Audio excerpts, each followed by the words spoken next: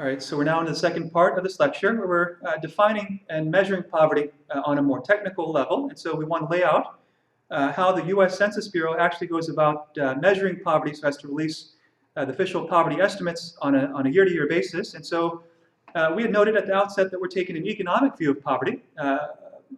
Admittedly, it's a somewhat narrow view of poverty, but given that particular view, we're saying that poverty is economic deprivation. And more specifically, we're saying that it's lacking the financial or economic resources to maintain an adequate or sufficient standard of living. So that's our quick definition of poverty that we're taking in this class.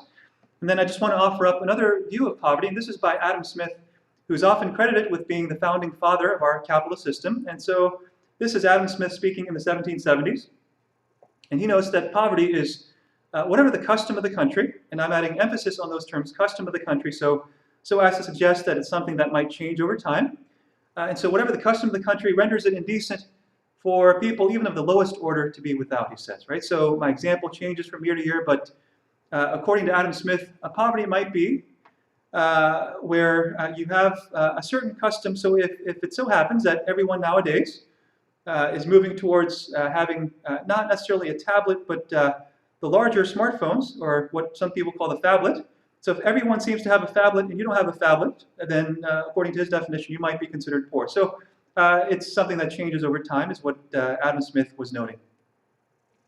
All right, so we're moving towards operational definitions of poverty. That is how we actually have measured poverty in the U.S. Historically. And so we have three different ways that we've done this in the U.S., actually in the U.S. and abroad. And so we have an absolute view of poverty, we have a relative view of poverty, and then we have subjective views of poverty. And so first, in the way of absolute poverty, this is where you have an expert, typically presumed expert in the field of poverty, and that person says that we should set a specific line in the way of resources, economic resources, and if your resources fall below that designated threshold, then you would be considered poor according to absolute standards. This is a basic definition, operational definition of absolute poverty. And then we have relative poverty, which is saying that you're not an outsider, but let's say you're within the society. As an insider, you compare yourself to others in that society. And so if you have less than others in society, then you're considered to be poor under a relative definition. This is, of course, in tune with what Adam Smith seemed to have in mind. And so more operationally speaking, if we're taking typically as a researcher, you might take the median household income of a given society. That is, we line everyone up, we take the 50th percentile household, and we take 50% of that median. And if your income falls below that amount, below 50% of the median, then you might be considered poor under a relative definition of poverty. And then finally, we have subjective poverty, and as we discussed last week, in the way of objective versus subjective views of race or any other social construct, or purported social construct for that matter.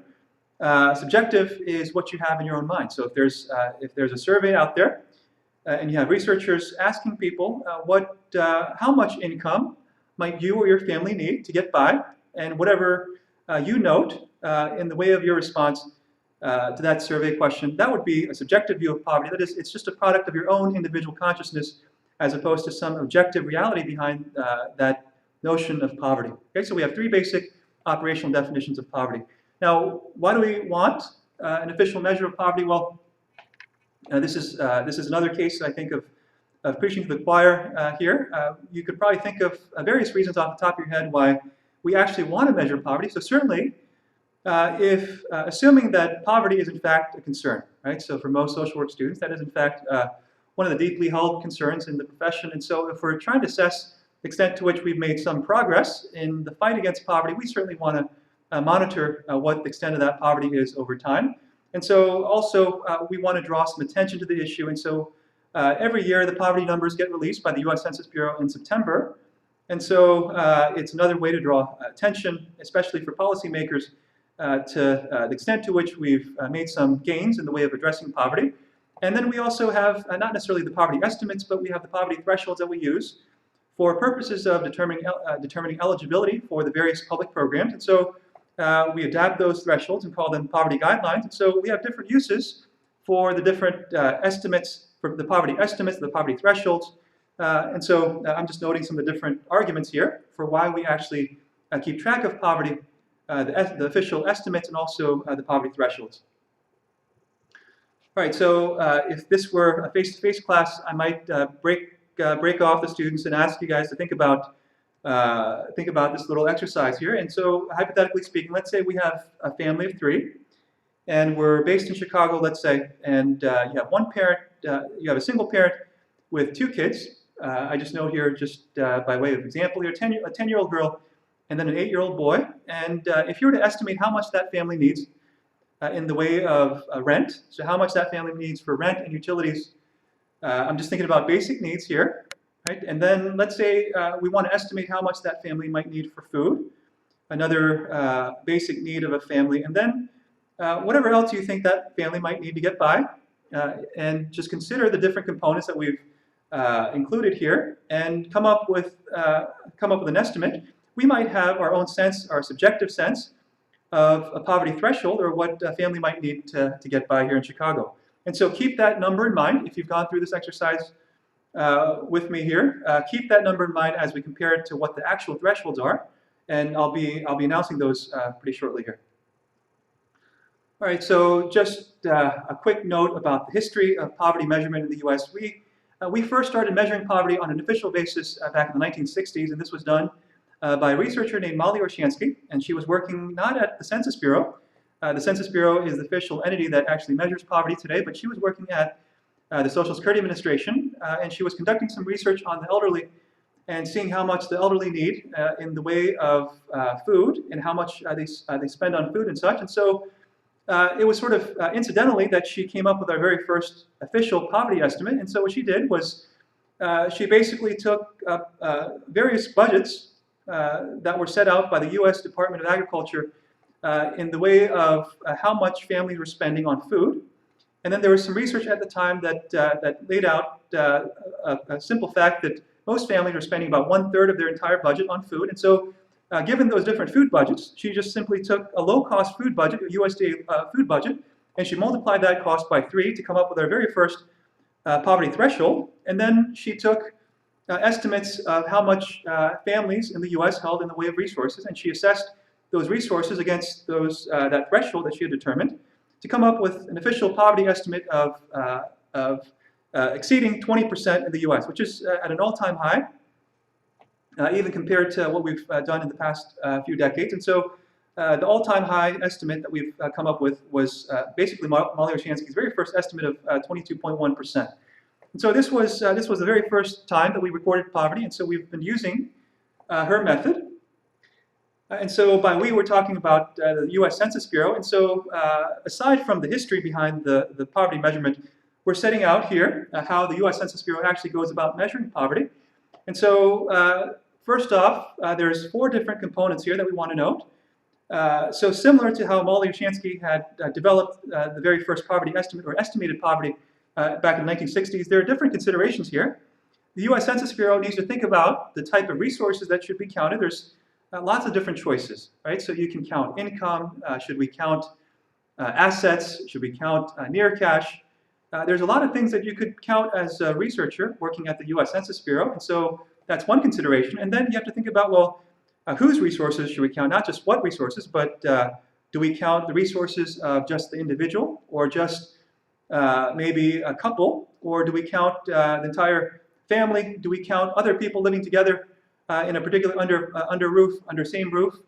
So we have to think about the unit of analysis is the term that we would use as a researcher. And then we have to think about the threshold. Should we continue to use Molly Orshansky's threshold of the low-cost USDA food budget multiplied by 3, adjusted for changes in prices, or should we use some other threshold? That's another consideration. And then finally, we have to consider the appropriate time frame. So when we estimate poverty, do we do so on a monthly basis? Do we do so on a long-term basis? These are all different considerations that the U.S. Census Bureau must consider, must incorporate into their official measures of U.S. poverty. And so first, in the way of resources, we'll note that the Census Bureau counts gross income. Okay, so gross income is the official U.S. Census measure.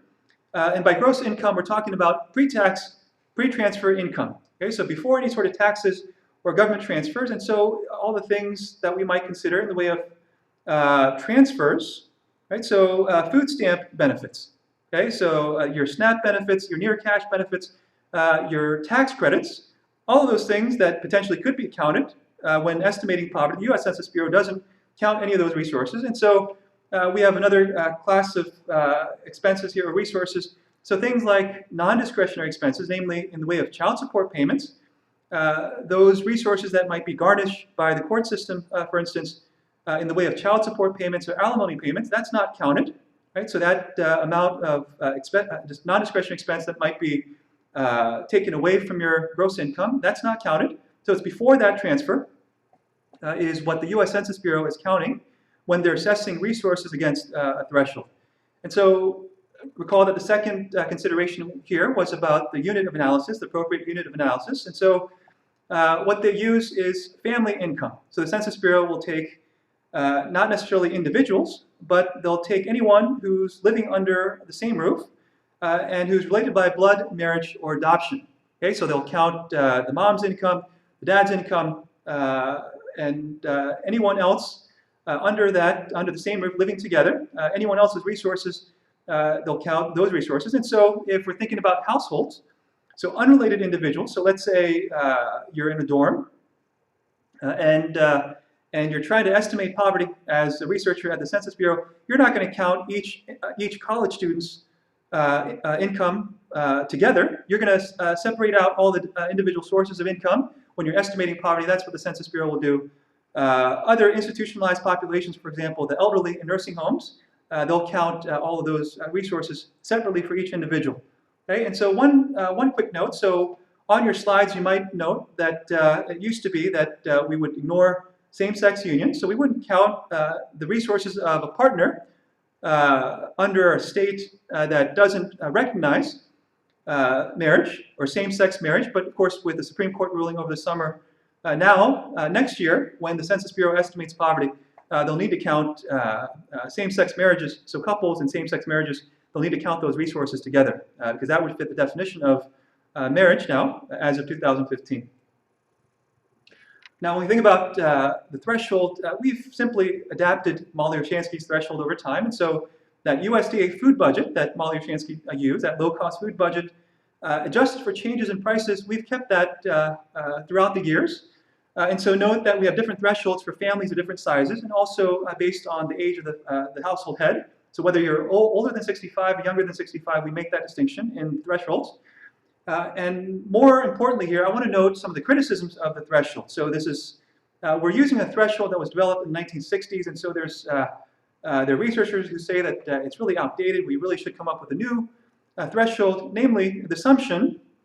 Recall that the assumption of the threshold, the primary assumption was that most families were spending 1/3 of their budget on food. Nowadays, the researchers will point out that families typically spend 1/6 of their budget on food, and so that we should be adjusting that threshold. So we haven't adjusted that threshold for this new assumption, and so there's of course the argument that that threshold is outdated. There are other arguments, other criticisms, namely that we have one threshold that applies to the U.S. Generally. We just have one uniform threshold. It doesn't matter if you're living in the boonies somewhere, or if you're living in Hawaii or New York City or San Francisco, right? It doesn't matter where you're living. We have the same threshold, and so it's not adjusting for changes or differences in cost of living from region to region, and so there's some criticism in that area. And then, of course, a more nuanced criticism that students sometimes have difficulty grasping is that we haven't adjusted for changes in standard of living. I noted before that we've adjusted for changes in prices, but when we're talking about standard of living, we're typically talking about wages, right? So we could have, instead of price indexing, we could have changed that threshold for changes in wages, or wage indexed as opposed to price indexed, and so that's another more nuanced criticism of this particular threshold. And then finally, we consider the appropriate time frame. The Census Bureau will release the estimates in September of each year, and so we're now in September 2015, and so the estimates that we have that were just released this last week actually, they were based on 2014 data, and so we're talking about 2015 release of 2014 estimates. Okay, and I also note here that Certainly, long-term poverty is of primary concern to social scientists, but we don't necessarily release official U.S. poverty estimates as long-term estimates. We release them as annual estimates in the census, in the actual census data. All right, so we want to note here some of the thresholds. I'm sorry about the typo here, but this should be our 2014 thresholds. Right? This title is outdated, but these estimates I've updated. So note that the estimates here, actually they're not estimates, they're actual thresholds, right? So we're talking about the Molly-Oshansky thresholds. The 1960 food budget for families of different sizes, adjusted for changes in prices all the way to 2014. And so for an individual, whatever you had in mind before in that quick exercise that we did, you can compare your thresholds to what families actually need to meet the cutoff. And so for an individual, if you have less than $12,071, you're considered to be poor. If you're a family of two, if you have less than $15,379, you're considered to be poor. And then most notably for a family of three, so consistent with the example that we gave at the outset of estimating just subjectively what a family might need, that family needs $18,850. These are all annual. Thresholds that we're presenting here. And then finally, I just note a relative definition of poverty, what poverty might look like, what the poverty threshold might look like if we weren't taking absolute thresholds, but relative thresholds. So I noted that an international measure that's used is taking household income, median household income. In the US, that estimate, this is from the Bureau of Labor Statistics, they're saying $51,939 is the median household income for 2014. And so if we take 50% of that amount, which is what the international community does, you see the amount here, close to $26,000. If you're a family with less than $26,000 on an international level, just according to international estimates, you would be considered poor. Okay, so one alternative definition. So, all right, so we're laying out here who's actually poor in the U.S. And so using this official definition, the census measure. Okay, and so we're taking gross income, taking the resources of a family unit, right, and using Molly-Oshansky's threshold, and on an annual basis, just once a year, taking those measurement tools in hand. We're looking at actual poverty rates in the U.S. Okay, and so I'm noting here the official poverty rates for 2014, so released in 2015. We have a poverty rate of 14.8%. 14.8% of all individuals in the U.S. are poor, according to the census, the most recent census estimates. And then you'll notice the race ethnicity breakdowns, right? And so by rates, we're talking about the risk of poverty for certain groups, okay? And so these breakdowns, so for a particular racial or ethnic group, what's the risk of poverty? That's what's the most recent estimate of the risk of poverty is what we're noting here in the way of poverty rates. And so for white, non-Hispanic, of course, we can have a lot of overlap depending on whether people identify with more than one race or ethnicity. And so we're noting here white, non-Hispanic, okay, the rate is 10.1%. Black, alone or in combination, I'm just going with the census numbers that were actually released. And so black, alone or in combination, we have 26.2% Hispanic, and so forth. And then you have the age breakdowns, 21.1% in the way of poverty for kids, so a little bit higher than other age groups. And we seem to do a better job of protecting our elderly. The poverty rates are a little bit lower for the elderly in the US. All right, so I want to point out something here. And I've just done a quick manipulation of the poverty, the US Census poverty estimates, just to point out that be careful what sort of numbers you're reading about, right? And so I just know here that there's a distinction between poverty rates and composition. Poverty composition is not assessing the risk of poverty, but we're saying that among the poor, right? So not within particular groups, but just taking the people who are poor. So just among the poor, which happens to be 46.7 million people in the U.S. What's the composition? What's the makeup of the poor in terms of race, in terms of age, and such? And so, just a quick twist on the poverty estimates. And so the numbers look much different, right? You'll see that the numbers look much different. So in terms of poverty composition, the composition is highest for white, not Hispanic, 42.1%. Second highest for Hispanic, 28.1%. That's just saying among the poor, which group comprises the largest, the largest proportion. And so that number, of course, looks very different. Those numbers look very different from these numbers. So I'm just pointing out, please be critical consumers of the poverty literature because just one quick twist of the numbers can yield very different conclusions.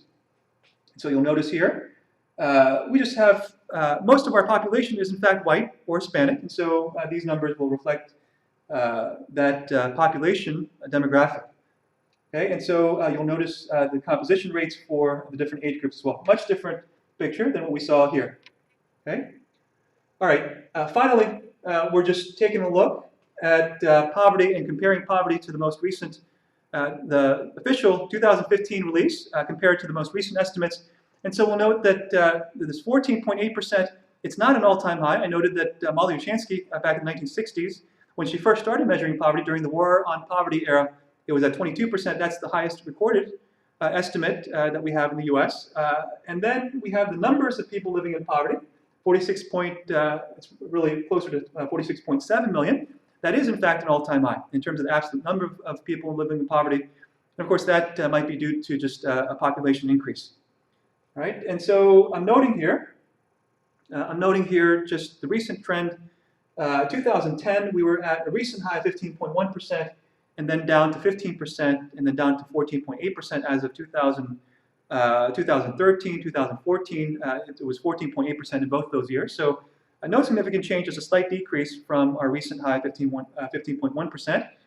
And then typically I like to go through the census estimates and see if there's any notable difference in terms of race, ethnicity, in terms of age groups, or any other basic demographic. And so I notice here that typically for most groups, we don't see any increases or decreases greater than 1%, but these are the exceptions that I'm pointing out here. So for black, somewhat alarming. So the black poverty rate was 25.2% 2013. That went up by more than 1%, up to 26.2%. And then, I guess on the good news, on the favorable side, we have Hispanic, the poverty rates for Hispanics went down from 24.7% to 23.6%, and Asian, we have another increase of more than 1%, or decrease of more than 1% for the Asian population.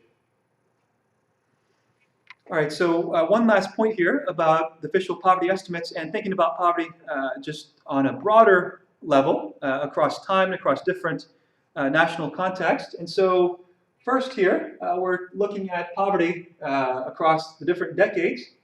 And so the line on top, you'll notice this is just the number, the absolute number of people in poverty. I noted we're at an all-time high.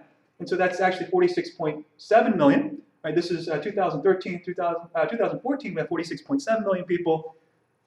We were at a pretty high level back in the 1960s, or at 1960, pretty low through the 60s, but then we're at an all-time high. And then this lower number here is looking at the rate of poverty. And so you see the Molly Ushansky estimate, 22.1% in 1960. And then we've typically fluctuated between 10 and 15%. And so we're at a relative high compared to recent decades. We're at 15.1% as of 2014. Finally, this is somewhat difficult to see, but these are just international comparisons. And we're taking all the OECD countries, and by OECD, I'm pointing out where this is the Organization for Economic Cooperation and Development. And so basically we're taking all the developed countries, all the countries that on various indicators have identified as developed as opposed to underdeveloped. We're talking about 36 countries, and so we don't have all the countries listed here, all the OECD countries, but among the rich countries, the US, you'll notice here that the US is here on this graph, and so you'll notice that this graph, if you can see here, it's much higher than the other rates. It's actually, internationally speaking, we're the third highest, the US. Mexico is the highest. Israel is the second highest.